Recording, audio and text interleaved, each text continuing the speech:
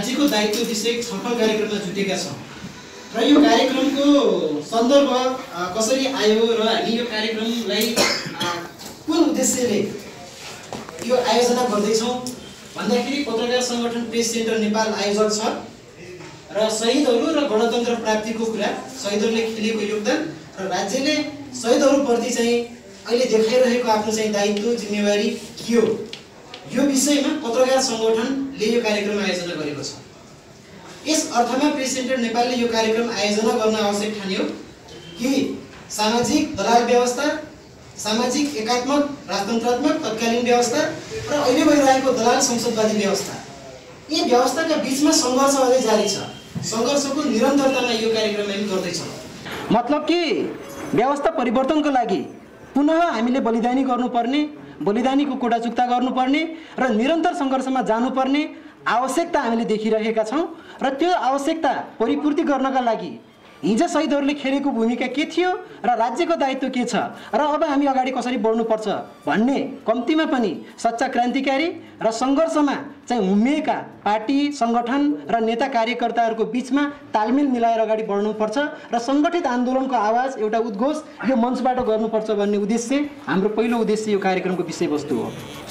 अहिले हामी देखिरहेका छौँ नेपालमा दलाल संसदवाद हाबी छ, नामको गणतन्त्र आएको छ, जनयुद्धको उपलब्धि पनि हो, त्यो नामै मात्रै भए पनि हिजोका दिनमा गणतन्त्रको गज सुन्न नचाहनेहरू आज यो सत्ता यो व्यवस्थाका चाहिँ मालिक भइरहेका छन्। हामी जसका लागि लडेका थियौँ, हामी हिजो जसका लागि कलम चलाएका थियौँ, जसका लागि सडकमा आवाज बोलेका थियौँ र सङ्घर्षमा जुटेका थियौँ, त्यो वर्ग अहिले पनि आफ्नै ठाउँमा छ। त्यो वर्गले अहिले पनि राज्य शक्तिको उपयोग गर्न पाएको छैन। जनतन्त्र, जनजीविका र राष्ट्रियताको समस्याहरू हिजोको भन्दा डरलाग्दो ढङ्गले उठिरहेका छन्।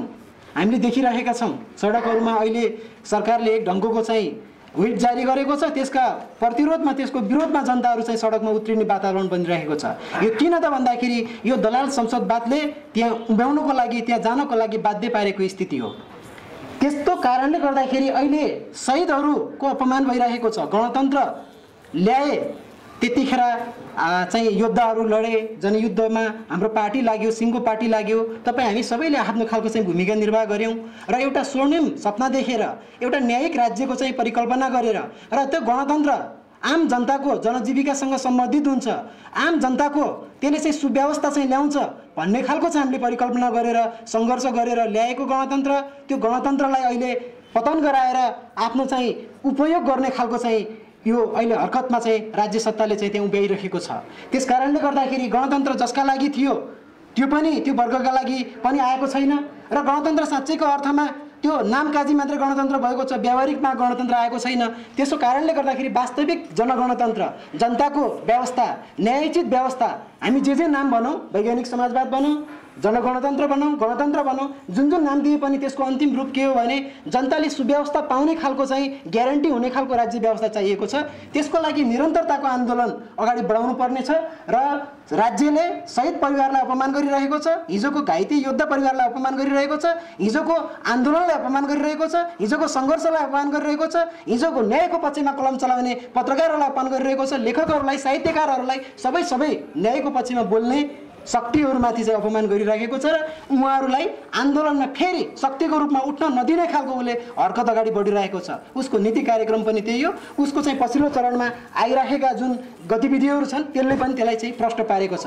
यस सन्दर्भमा क्रान्तिकारी पक्षमा लाग्ने र जनताको पक्षमा आवाज उठाउने सम्पूर्ण शक्तिहरू हामी जहाँ छौँ त्यहाँबाट, जस्तो अवस्था छौँ त्यस्तोबाट सङ्घर्षको फेरि उद्घोष गर्नको लागि जुट्नुपर्छ, फेरि शहीदको चाहिँ बलिदानीको कोटा पूर्ति गर्नुपर्छ र त्यसका लागि हामी अब कसरी सँगै जान सकिन्छ त भन्ने विषयमा यो कार्यक्रम केन्द्रित रहोस् र यसको मुख्य विषयवस्तु त्यो हो भन्ने कुरामा राख्न चाहन्छु।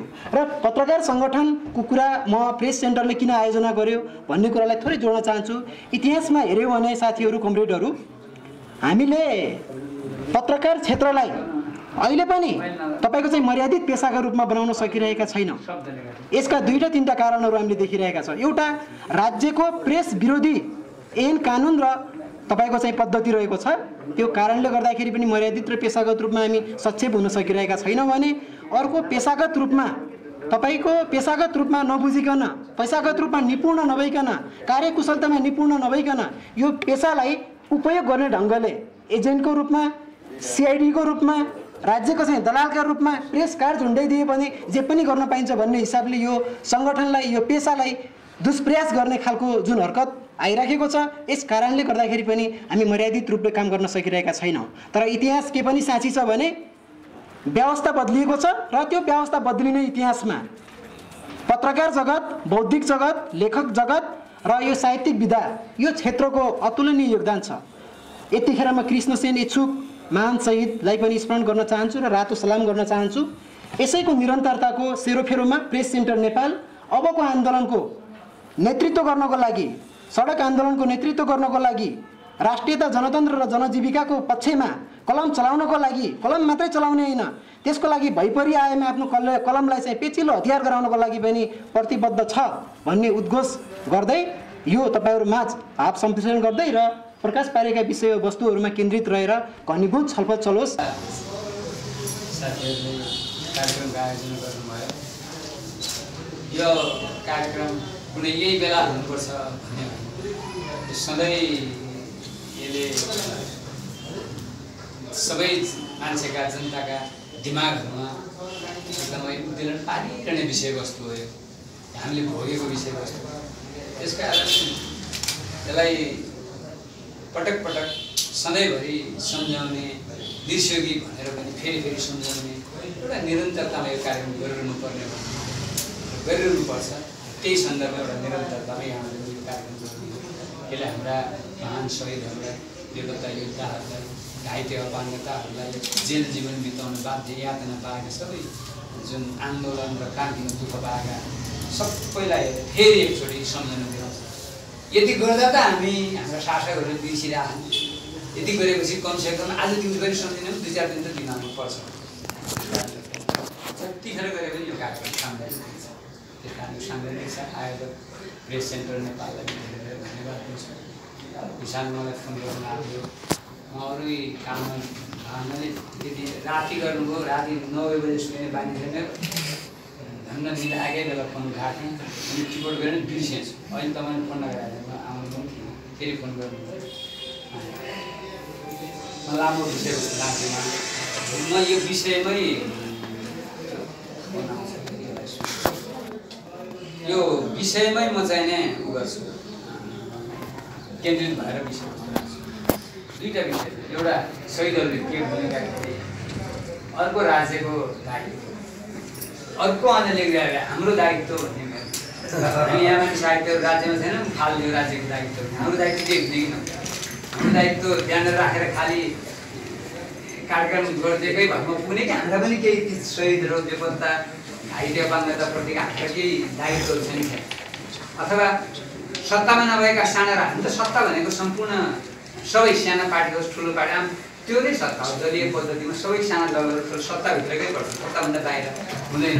कि त यो सिङ्गो सत्ता गलत छ भनेर सत्ताका विरुद्धमा सम्फनाकेर लड्नु पऱ्यो, होइन भने त चुनावमा भाग लियो, फेरि अर्कोचोटि के भयो, सानो दल ठुलो हुँदैन, सानो दल ठुलो हुन्छ होइन, फेरि सत्तामा गयो। त्यो कारण बाहिर भने सानो यत्रो गयो भने चुनावमा भाग लिनु त सत्ता नै हो। त्यस कारण सत्ताको दायित्व, सत्तामा नबसेकाहरूको बाहिर बस्ने दायित्व, प्रेस सेन्टरको दायित्व, हामी सबै खालका कलमजीवीहरूको, पत्रकारहरूको, पेसागत व्यवसायीहरूको के दायित्व छ त्यो पनि महत्त्वपूर्ण छ। किनभने सिङ्गो राज्य सत्ता भन्दा त कोही बाहिर हुँदैन। राज्य किन सत्ता भनेको त जनताको हो नि त। सत्ता भन्नाले वास्तवमा फिलिङ भन्छु, एउटा खालको अनुभूति हो र यो वस्तुगत हुन्छ, वस्तुनिष्ठ हुन्छ, वस्तुगत हुन्छ, भावना मात्रै हुँदैन। फिलिङ त्यो वस्तुगत र वस्तुमा आधारित हुन्छ। त्यो सत्ताको अनुभूति सबै धेरै मान्छेहरूले आपसमा मिलेर आफ्नो उद्धारको, आफ्नो दैनिकी, आफ्नो शासन व्यवस्था, आफ्नो कर्म कसरी चलाउने भन्ने सम्झौता गरेर सबैले बनाएको एउटा सङ्गठन, सबैले बनाएको त्यो नियम, परिचालन नियमले वास्तवमा सत्ता त्यसरी सञ्चालन हुन्छ भन्ने सिद्धान्त हो। यसमा के हुन्छ भने अधिकांश मानिसहरूले, थोरै मानिसहरूलाई अथवा बहुमतले अल्पमतलाई शासन गर्ने भन्ने हुन्छ।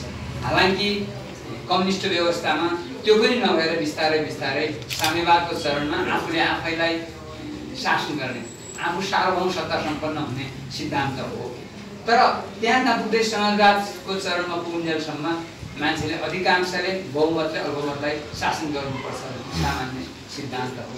तर यो सिद्धान्त मात्रै भयो, जहिले पनि टाठाबाठाहरूले सलाहहरूले थोरै मुठीभरका मानिसहरूले सत्ता कब्जामा लिने र अधिकांश र बहुसङ्ख्यक जनतालाई त्यसमा चाहिँ सत्ताको आडमा शोषण गर्ने, दमन गर्ने यो प्रवृत्ति संसारभरि चलिरहेको छ र चलिरहेको थियो र चलिरहेको छ, अझ कतिसम्म चल्ने हो। यही क्रममा अधिकांश अथवा बहुमतले शासन गर्नुपर्छ, बहुमतलाई शोषण र पीडितमा पारेर अल्पमतले शासन गर्न हुन्न भन्ने जुन पक्ष हो, त्यसको लडाइँमा जहिले पनि अब आन्दोलन र क्रान्ति गर्नु पर्यो। आन्दोलन र क्रान्ति जनताले अधिकांश बहुमतको एउटा उसको लागि, मान्छेको अधिकारको लागि आन्दोलन क्रान्तिमा घुमिनु पर्ने हुन्छ। आन्दोलन र क्रान्तिमा घुमिने क्रममा त्यहाँ बल प्रयोग हुन्छ।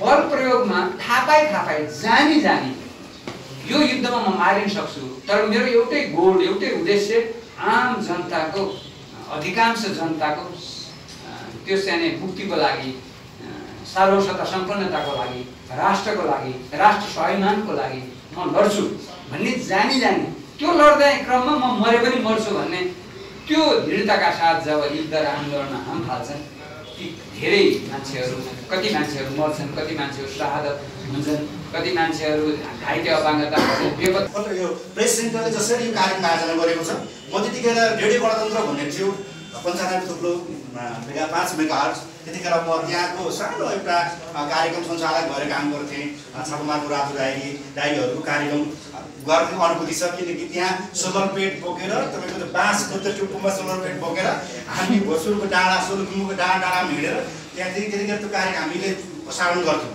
कहिलेकाहीँ धेरै हामीले चाहिँ माफी माग्नु पर्थ्यो, किनकि त्यहाँ शब्दहरू थाहा हुँदैन, त फेरि माफ गर्नु होला, फेरि अब त्यो कार्यक्रम अर्को दोहोऱ्याउनु पर्छ भनेर त्यो एउटा लामो एउटा मिठो अनुभूतिको पिरियड थियो, जसले 10 वर्षको जनयुद्धमा एउटा ठुलो महान क्रान्ति संसारको माध्यमबाट र पत्रकारिताले गरेको इतिहास हाम्रो सामु जगजाया छ।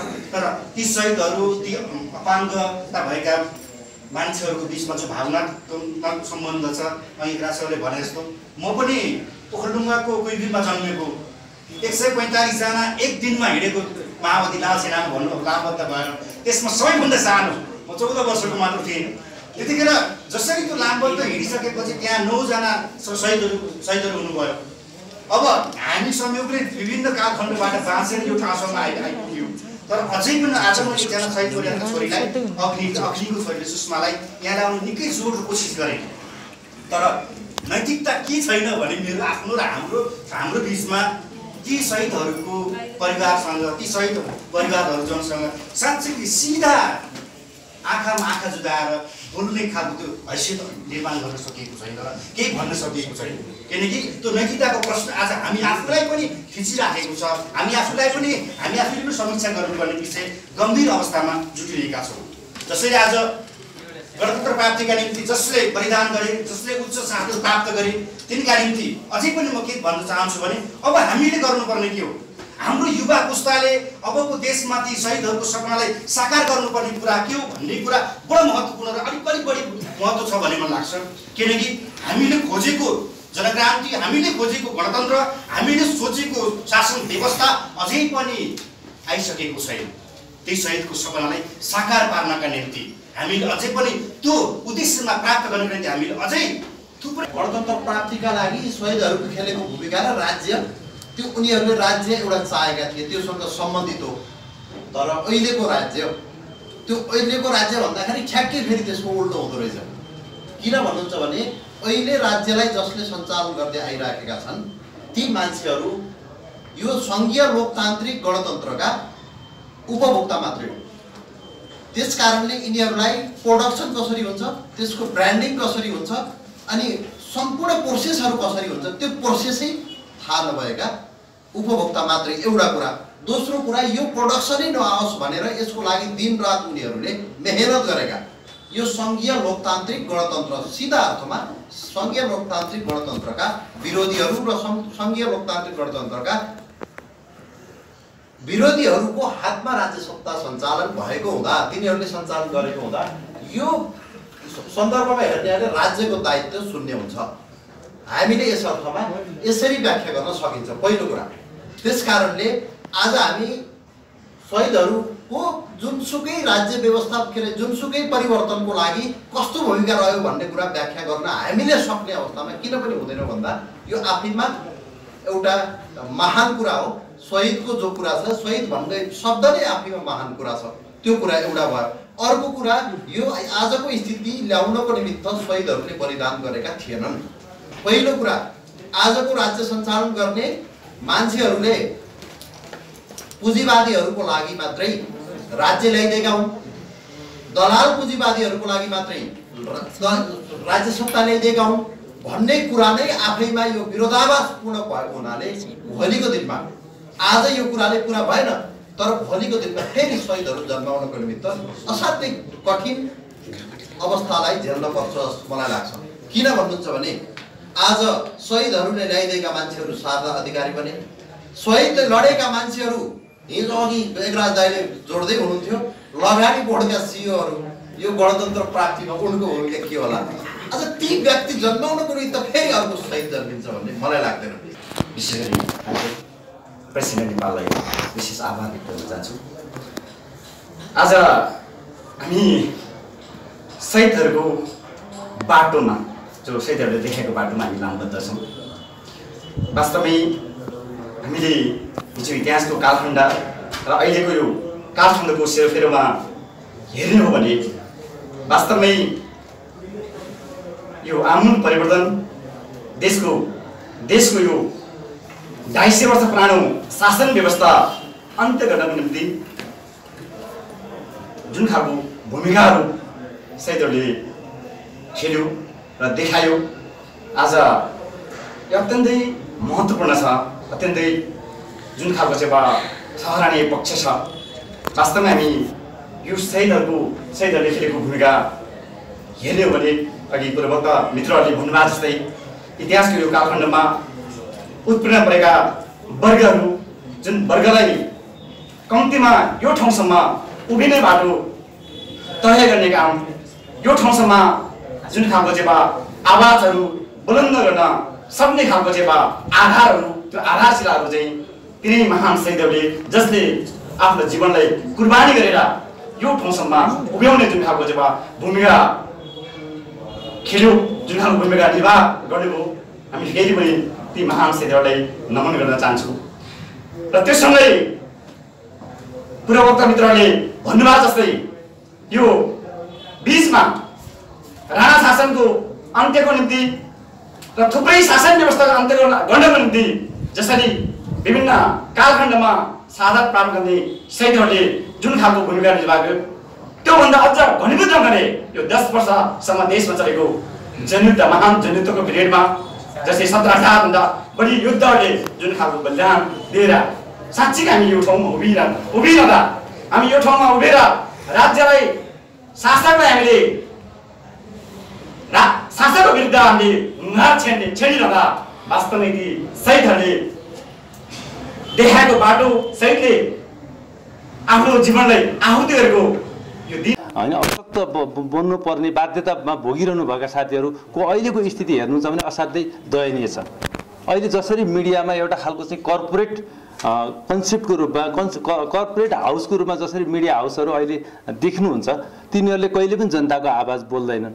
उनीहरूले एउटा व्यावसायिक एङ्गलबाट मात्रै त्यो कन्टेन्ट तयार गर्ने र त्यो खालको सम्प्रेषण गर्छन्। होइन, मेरो एउटा कमिटमेन्ट के हो र यो क्षेत्रले खेल्नुपर्ने भूमिका के हो, जुन शहीदका अधुरा सपना अझै पुरा हुन सकेका छैनन्, यो विषयमा धेरै व्याख्या नगरौँ, अघि आइसकेको छ। सङ्कट बेहोरिरहेका सम्पूर्ण परिवर्तनकारी कलमजीवीहरू, न्यायमूर्तिहरू अथवा जनपक्षीय पार्टीका चाहिँ नेताहरूले संयुक्त आवाजबाट, संयुक्त मोर्चाबाट मात्रै हामीले यो उद्देश्य पुरा गर्छौँ। त्यो योगदान, त्यो सेक्रिफाइस गर्ने मनोविज्ञान, त्यो खालको चाहिँ त्याग गर्ने भावना विकास गर्नका निम्ति अहिलेको हाम्रो जुन जेनेरेसन छ, जुन अहिले हामी लड्नुपर्छ होइन, परिवर्तनका लागि चाहिँ योगदान दिनुपर्छ भन्ने जो हाम्रो तबका छ, यो बिचमा एउटा संयुक्त मोर्चा जरुरी छ। हामी जुन जुन ठाउँमा छौँ त्यो ठाउँमा मजदुरको संयुक्त मोर्चा हुनु जरुरी छ। पार्टीभित्र परिवर्तनकारी पार्टी भन्नेहरू बिचको पनि एउटा मोर्चा हुनु जरुरी छ। र पत्रकार र पेसाकर्मी भनेर हामीले आफूलाई जसरी आइडेन्टिफाई गर्छौँ उहाँहरू बिचको पनि एउटा संयुक्त मोर्चा जरुरी छ। मेरी श्रीमती शहीद भएका छन् तर चाहिँ हुनु अलिअलि परेको छ। एउटा पूर्व मेची या पश्चिम महाकालीमा एउटा प्रकारको त्यो एकता थियो। मैले त्यति बेला रुने फुर्सद पनि भएन मलाई, किनभने म त्यति बेला डिसिएस थिएँ, कार्यक्रमको अत्यन्तै प्याक थियो। सम्भवतः त्यही दिन हाम्रो इन्चार्ज हुनुहुन्थ्यो आर्ट कमरेड, सायद अब एकराज सरलाई पनि थाहा छ, उहाँले चाहिँ त्यति बेला त्यो कमिटीले मलाई डिसिएस बनाएको रहेछ। अनि उहाँको परिवार र उहाँसँगै भेट भइसकेपछि उहाँले भन्नुभयो बधाई छ भन्नुभयो। एकातिर श्रीमती शहीद भएको छ, एकातिर त्यो जिम्मा आएको छ, बधाई स्वीकार्ने या के गर्ने त्यो ठुलो दुविधामा थियो। तर पनि हामीले एउटा यो प्रतिनिधिमूलक विषय हो। मूलभूत रूपमा हामीले यहाँ हेर्दाखेरि के हो भने जुनसुकै क्रान्तिमा जुनसुकै आन्दोलनमा शहीद हुन्छन् त्यो स्वाभाविक रूपमा स्वीकार्नुपर्ने हो। चिनिया क्रान्तिमा होस् या रसियन क्रान्तिमा शहीद भएकै छन्, त्यो अन्यथा होइन। तर शहीदहरूप्रति अपमान हामीले गर्छौँ या गर्दैनौँ भन्ने क्वेसन मुख्य हो। आज हामीले हेरिरहँदाखेरि 13,000 भन्दा बढी शहीदहरू भइसकेपछि ती शहीदहरूकै कारणले आज यो उपलब्धि भएका छन्। लाखौँ पूर्व जनमुक्ति सेना साथीहरूले युद्धमा अनवरत यात्रा गरे र बन्दुकको नालमा लडीबडी गरे। लाखौँ जनताहरूले सहयोग गरे जसका कारण हामी आइपुगेका छौँ। आज हाम्रो क्वेसन के हो भने सेना प्रहरीको तर्फबाट शहीद घोषणा गरिएको छ यो केपी ओली सरकारले, तर जसले गणतन्त्र प्राप्त गर्यो, गणतन्त्र प्राप्त गर्नको लागि लडे, शहीद भए, ती शहीदहरू राष्ट्रिय शहीद भएको छैन। सबैभन्दा घोर आपत्तिको विषय यही हुन त प्रचण्ड समूहहरू बेचिन गएकै हुन्, बौद्धिक जनता स्वीकार्न गएकै हुन्, एमाले बन्न गएकै हुन्। हामीलाई लाग्छ त्यति अनौठो र हामीले अस्वाभाविक ठानेका छैनौँ। अहिले अत्यन्तै छटपटाहट सुरु भएको छ। जनयुद्धकालीन समयमा जनयुद्ध सुरु गर्ने बेला जनयुद्धका योजनाकारहरू, हामी त त्यति बेला जनयुद्ध भन्ने कुरा थाहा पनि थिएन, त्यति धेरै घमण्ड गर्नु पनि हामी आफूले आउँदैन पनि र आउनु पनि हुँदैन। त्यति बेलाको सन्दर्भमा वैद्य विप्लव अनि बाबुराम देव गुरुङ, सिपी गजुल लगायतका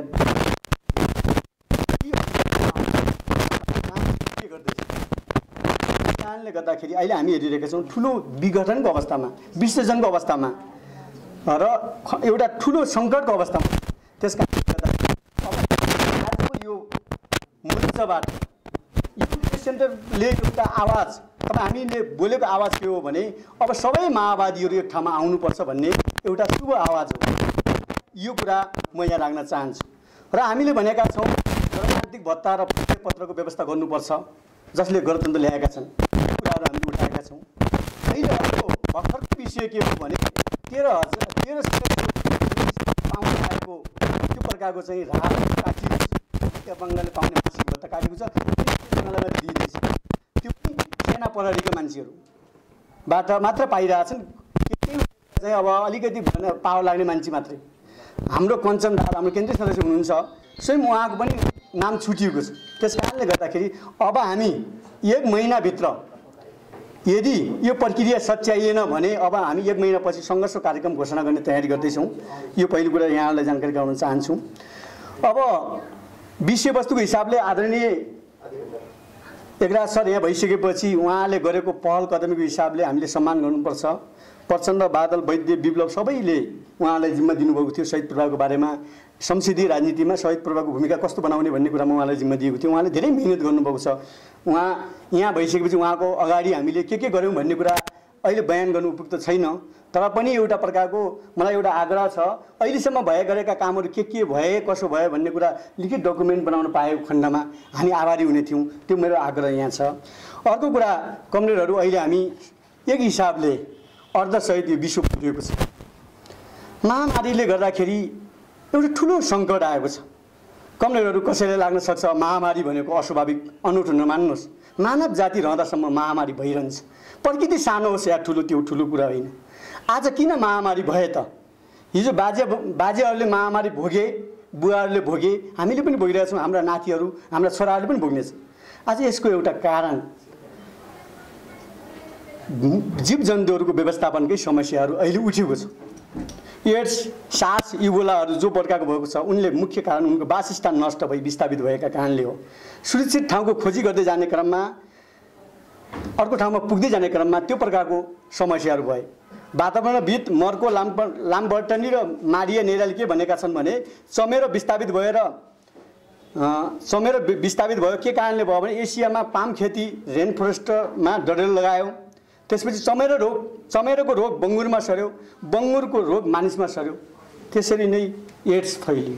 आज सार्सको कुरा गर्नुहोस्, चाहे इबोला कुरा गर्नुहोस्, चाहे कोभिडको कुरा गर्नुहोस्, आज जीव जन्तुहरूको व्यवस्थापन गर्न नसक्दाखेरि अस्ट्रेलियामा अहिले भर्खरै 1,15,000 वर्ग किलोमिटर जो नेपालको पाउने नेपालभन्दा पनि फरक पर्दैन ती डढेलो लागेको छ भने 2 अरबभन्दा बढी जीव जन्तुहरू नष्ट भएका छन्। त्यसो भएको हुनाले हामीले हेरिरहेका छौँ। आज यसको सङ्कट कसले ल्याएको? यो पुँजीवादीहरूले सङ्कट ल्याएको। पुँजीवादीहरूकै सङ्कटका कारणले गर्दा आज तपाईँ हामी भागीदार भएका छौँ। त्यसो भएको हुनाले म यहाँलाई पनि के भन्न चाहन्छु भने आज कुन शासक सफल भयो या कुन शासक सफल भएनन्, महामारी त आउँछ, त्यो केही ठुलो कुरा होइन, सामना गर्न सक्ने ताकत भयो कि भएन, क्वेसन त्यो छ। आज तपाईँ हामी हाम्रो फेस हेर्छौँ, एकले अर्कालाई बुझौँ। मनोविज्ञानले के भन्छ भने एउटाको अर्काको अनुहार बुझ्नुहोस्, त्यो पीडा तपाईँले भोग्नुहुन्छ भनिएको छ। त्यस कारणले गर्दा हाम्रो हाँसो नभए पनि हाँस्न बाध्य छौँ। यो मानवमा आइपरेको सङ्कटको सामना गर्नको लागि केपी ओली, नेपालको सन्दर्भमा केपी ओली असफल भयो। केपी ओली आफै असफल मात्र भए होइन, केपी ओली भन्दा पूर्व शासकहरू पनि असफल भएका कारण अहिले असफल भयो। हामीले हेर्छौँ प्रशासनिक संरचना कस्तो छ, प्रशासक कस्तो छ, त्यस्तै प्रशासन चल्ने गर्छ। नेपालको प्रशासन अवस्था अत्यन्तै जनमुखी भन्दा पनि नेतामुखी छ। स्वास्थ्य पूर्वाधार छैन, त्यसपछि आएर तपाईँको देशको अर्थतन्त्र कमजोर छ, क्रय शक्ति कमजोर छ।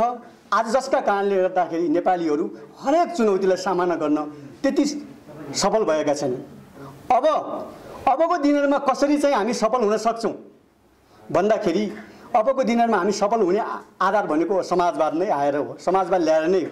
यो व्यवस्थाबाट, यही संसदीय व्यवस्थाबाट, यही संसदीय मूल्य मान्यताबाट, यही शासकहरूबाट अबको महामारी झेल्न सक्दैन कमजोर। हामी समाजवाद ल्याउनु छ, त्यो हाम्रो ठाउँमा छ, त्यति मात्र होइन, मानव जातिको मुक्ति पनि गर्नु छ र मानव जातिको मुक्तिको लागि विभिन्न प्रकारका समस्यासँग लड्नु छ। आज हामीले हेर्दाखेरि कोरोनाको कारणले शोषणका नयाँ रूपहरू आइसक्यो। एकीकृत जनक्रान्ति भनेर भनिन्छ विप्लव कमरेडको, त्यसमा कोभिड-19 ल्याएको सङ्कटको समस्या छैन, त्यहाँ त्यो उल्लेख छैन। अहिले पछिल्लो घटनाक्रमहरूमा हेर्दाखेरि सबैले सोच्नुपर्ने बेला भएको छ। तपाईँहरूको हेर्दाखेरि अहिले नेपालमा मात्र होइन विश्वभरिमा के भयो भने चरम एकाधिकार, पहुँचवालाहरूको चरम एकाधिकार भयो। त्यसपछि वैधानिकताको चरम दुरुपयोग भयो। गृहमन्त्री, प्रधानमन्त्री, मन्त्रीहरूले आफ्नो स्वैच्छिक ढङ्गले चाहिँ उनीहरूले चाहिँ मनपरी सेवा सुविधाहरू परिचालन गरे। यही महामारीको बेलामा भ्रष्टाचार गरे, यही महामारीको बेलामा हरेक प्रकारका निर्णयहरू गरे। यो एउटा शोषणका नयाँ रूपहरू चाहिँ अहिले शासकवर्गले अवलम्बन गरिरहेछ। हामीले हेरिरहेका छौँ। अहिले अमेरिकामा, मैले अस्ति भर्खरै अमेरिकासँग सम्बन्धित केही साथीले मैले भने अमेरिकामा त्यति धेरै मान्छे किन मर्यो होला भन्दाखेरि त्यहाँ के छ भन्नुहुन्छ भने मरोस् भन्ने भावनामा गइरहेछ त्यहाँको शासकहरू। तिनलाई पुँजी ठुलो छ, नाफा ठुलो छ, मान्छे ठुलो छैन। त्यस कारणले केपी ओली पनि, नेपालको सन्दर्भमा केपी ओलीले पनि नेपाली जनताको हकहित अधिकार भन्दा पनि, नेपाली जनताको स्वास्थ्य सुरक्षा भन्दा पनि आफ्नो गुडलाई कसरी बलियो बनाउने, आफ्नो सरकारलाई कसरी बलियो बनाउने भन्ने योजनामा गइरहेको छ। त्यसो भएको हुनाले छिटोभन्दा छिटो यो सरकारलाई ढालेर अब हामी कुनै किसिमको चुनावको लागि पर्खिरहनु पर्दैन, कोही विद्रोहको लागि पर्खिरहनु पर्दैन। यदि नेपाली जनता सचेत हुने हो भने हामीले यो शासन व्यवस्थालाई ढाल्नको लागि जुनसुकै बेला पनि हामी तयारी हुनुपर्छ। तर यहाँ विडम्बना विषय के छ भन्नुहुन्छ भने जनताहरू पनि सोझा भनौँ या इमान्दार भनौँ, जे भए पनि यो वैधानिकतालाई मान्ने गर्छ। महामारीको बेलामा त वैधानिकता खारेज हुनुपर्छ। त्यो महामारी नआउँदैको वैधानिकता हो यो 2/3 सरकार। महामारी आएपछि त खारेज हुन्छ। बेलायतमा हेर्नु न, बेलायतमा युद्ध हुने बित्तिकै त्यहाँ प्रधानमन्त्री चयन गरिहाल्छ, किनभने जसको दक्षता क्षमता छ त्यसले राखिन्छ। यो महामारीको बेलाको अब कानुनले के भन्नुपर्छ भने हाम्रो अधिवक्ता पनि हुनुहुन्छ, महामारीको बेलामा सरकार सञ्चालनको तरिका र महामारी नभएको बेलाको सरकार सञ्चालन तरिकामा केही फरक हुनुपर्छ, नत्र भने यो कानुन, यो संविधान र यो व्यवस्था असफल हुन्छ। आज यही भोगिरहेका छौँ हामीले। त्यसो भएर अर्को अन्तिम कुरा यहाँ के राख्न चाहन्छु भने कमरेडहरू, आज हामी माओवादी पार्टी, माओवादी आन्दोलनमा जो जम्मा भएका छौँ र माओवादीको दायित्व पनि छ। अब हामी के हो भन्नुहुन्छ भने कुनै पार्टीको महासचिव या पोलिट ब्युरो या केन्द्रीय समिति हौँला त्यति मात्र होइन, यो नेपालको नागरिक हौँ। अबको दायित्व भनेको के हो भन्नुहुन्छ, मन्त्री या प्रधानमन्त्री मात्र हुने कुराहरू या माननीय मात्र हुने कुराहरू होइन। अबको आवश्यकता भनेको नेतृत्वकर्ता कसरी हुने, अभिभावकत्व कसरी गर्ने, संरक्षणकर्ता कसरी हुने, यो क्वेसन आएको छ। यो विषय मुख्य विषय बनेको छ। यदि यो कुराबाट हामी विचलित भएर जब हामी एउटा पार्टी विशेषको राजनीति गर्छौँ या पार्टी विशेषको कुरा मात्र गर्छौँ भने समाजले माग गरेको आवश्यकतालाई हामीले मध्यनजर गर्न सक्दैनौँ र हामी असफल हुन्छौँ। त्यसकारण अहिले काङ्ग्रेसको स्थिति हेरिरहेका छौँ, यो नेकपा सरकारलाई असफल बाँड्ने खेल खेलिरहेको छ। नेकपाको काम के देखिरहेको छ भने सत्ताको खेलमा लागिरहेको छ। जनताको विषयमा त यिनीहरूसँग सरकारको विषय छैन। सामान्य उदाहरणको विषय हेर्दाखेरि तपाईँको नेपालको 85 लाख विद्यार्थीहरू के गरिरह होला नि तपाईँ हामी एउटा विचार गर्नुहोस्। भुटानको एउटा उदाहरण दिउँ, BBS भन्ने एउटा चाहिँ भुटानमा एउटा चाहिँ न्युज च्यानल छ। चैत 11 गते कोरोना सुरु भयो, अब देशैभरि भनौँ न भयो। त्यहाँ के भयो भन्नुहुन्छ भने 2-3 दिनभित्र त्यहाँ के गर्न लागिहाल्यो भन्नुहुन्छ भने पाठ्यक्रम तयार पारेर पढाउन लागिहाल्यो। अस्ति चाहिँ जेठको 28 गते उनीहरूको फाइनल भयो, एक्जाम भयो देशैभरि। उनीहरूको पढाइ व्यवस्थित भइरहेछ। यति समेत गर्न नसक्ने नेपालको चाहिँ शिक्षा प्रणाली छ। अब आयो कुरा के भयो भन्नुहुन्छ भने यहाँ त समस्या कस्तो रूपमा आयो भने विद्यालयमा विद्यालयका शिक्षकहरूले त्यहाँको प्रशासनले व्यवस्थापन गरिरहेको थियो। अहिले त्यो बोझ घर नै छ। शिक्षित आमा बुवाले आफ्नो छोराछोरीले व्यवस्थापन गरिरहेछन्, अशिक्षित आमा बुवाले आफ्नो छोराछोरीको स्थिति कहाँ पुगेको छ। त्यो सामाजिक रूपमा आज ठुलो नरसंहार डिप्रेसनमा छ। मान्छेमा डिप्रेसन पैदा भएको छ। आज दलितहरूमाथिको अपमान हेर्नुहोस्, महिलामाथिको अपमान हेर्नुहोस्, आत्महत्याको दर बढिरहेको छ। ती विविध हिसाबले हेर्दाखेरि हामी कहाँ निष्कर्षमा पुग्छौँ भने यो सरकार असफल भइसकेको छ। असफल त भयो, अब सफल हुने को हो त? तपाईँ हामी पार्टी माओवादी भनेका छौँ, तर हामी माओवादीहरू एक ठाउँमा आउन चाहँदैनौँ। हामी आग्रह गर्न चाहन्छौँ, हामी अब छिटोभन्दा छिटो एक ठाउँमा आउनुपर्छ। पदको लागि कसैले केही प्रकारको समस्या हुनु हुँदैन। हामी यो पदको बार्गेनिङ र पदको लागि कुनै किसिमको जरुरी छैन, एक ठाउँमा आउनुपर्छ।